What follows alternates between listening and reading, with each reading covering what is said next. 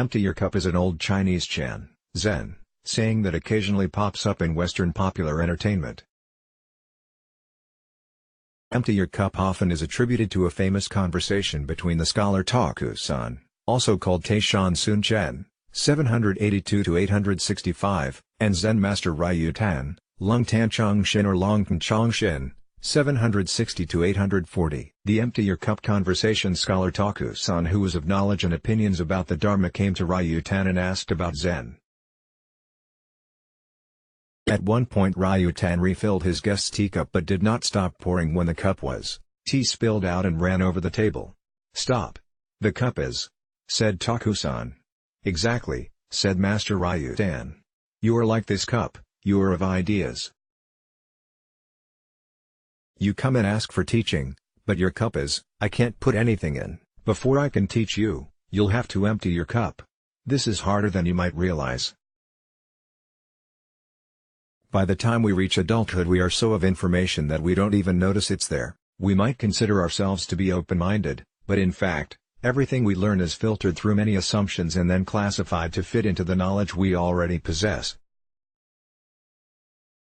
The third skandha. The Buddha taught that conceptual thinking is a function of the third skandha. This skandha is called samjna in Sanskrit, which means knowledge that links together.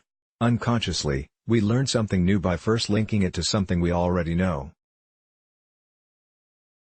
Most of the time, this is useful and helps us navigate through the phenomenal world. Sometimes this system fails, however. What if the new thing is utterly unrelated to anything you already know? What usually happens is a misunderstanding.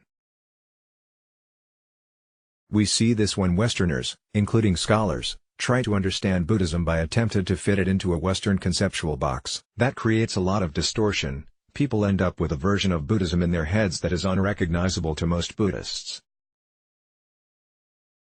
The argument about whether Buddhism is a philosophy or a religion is being perpetrated by people who can't think outside that westernized box. To one extent or another, most of us go about demanding that reality conforms to our ideas, rather than the other way around.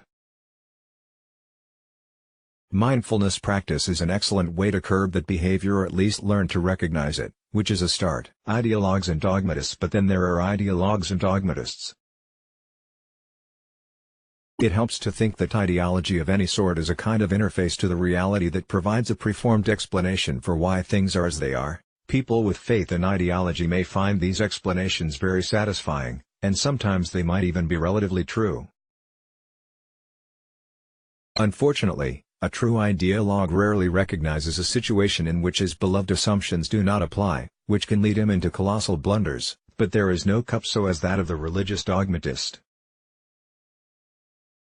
On his website, Brad Warners talks about a woman friend who interviewed a young Hare Krishna devotee. Turns out her Hare Krishna friend told her that women are naturally submissive and their position on earth is to serve men. When Dara tried to counter this assertion by citing her own real-life experience, her body literally went blah blah blah and proceeded to talk over her.